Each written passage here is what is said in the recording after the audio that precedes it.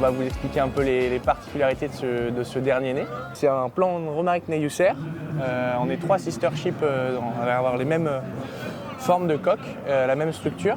Et donc on a quand même réussi à se différencier un peu des autres avec quelques particularités, notamment à l'avant. On a un Cunningham de génois devant qui nous permet d'affiner vraiment la voile dans les conditions qui commencent à monter.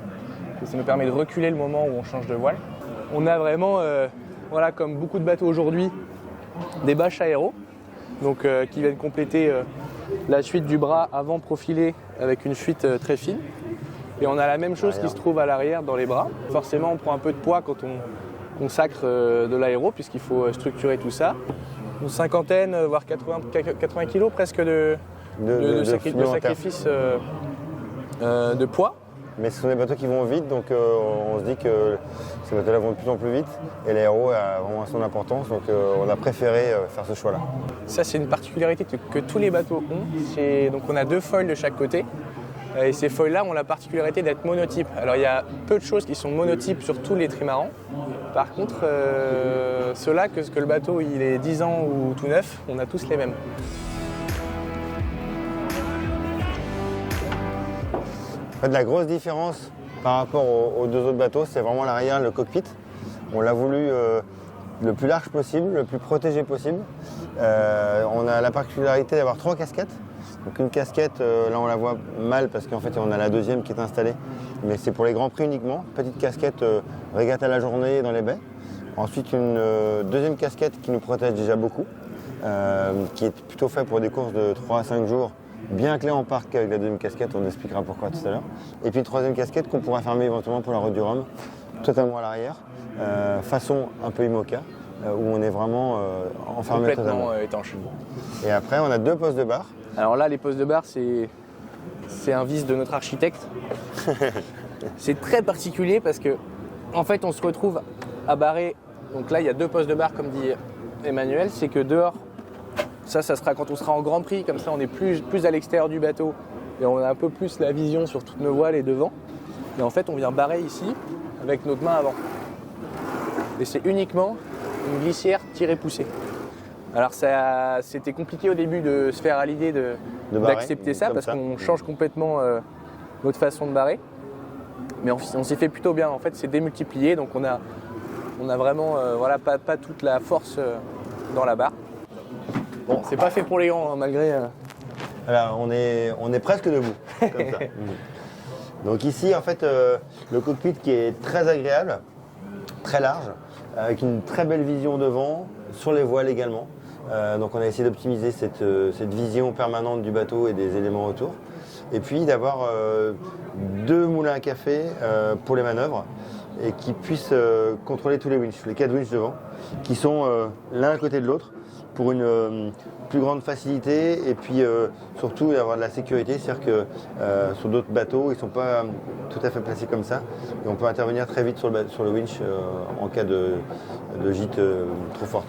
Et là, on retrouve notre barre qu'on discutait tout à l'heure.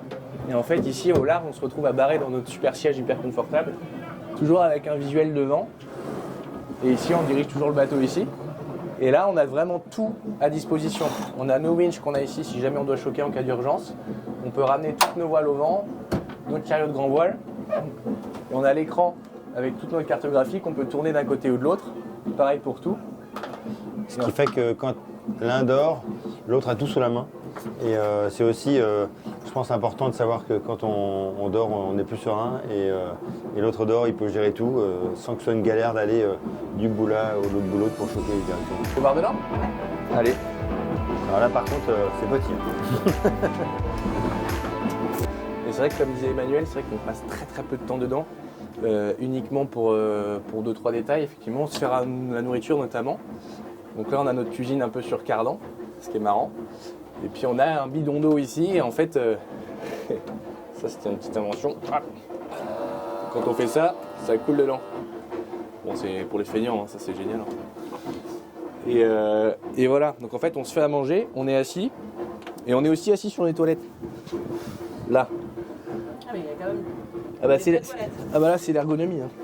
On a peu d'espace, il faut optimiser, c'est un camping-car. On a de l'électronique aussi dans un flanc du bateau. Donc s'il y a un problème, on a vraiment tout à disposition. Donc ça fait un peu mal au crâne comme ça. Pas mal de câbles. On a le dressing, juste là.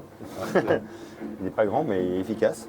Et donc ici, on a tout ce qui est commande moteur avec les feux, etc., l'énergie. Et puis là, notre bannette. Alors, notre bannette, je vais aller au fond. Hop là.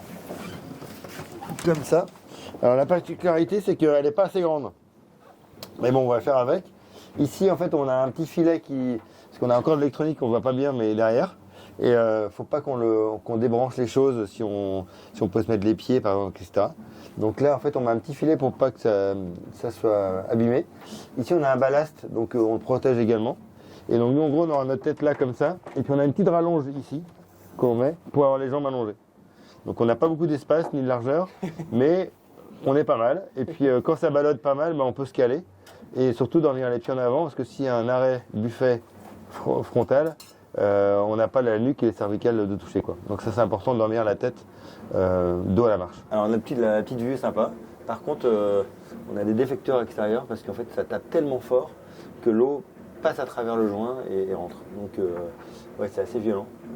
Et ici, on a tout ce qui est partie charge des casques audio quand on va devant pour s'entendre, des frontales, des portables, etc. Petite balise de sécurité ici également.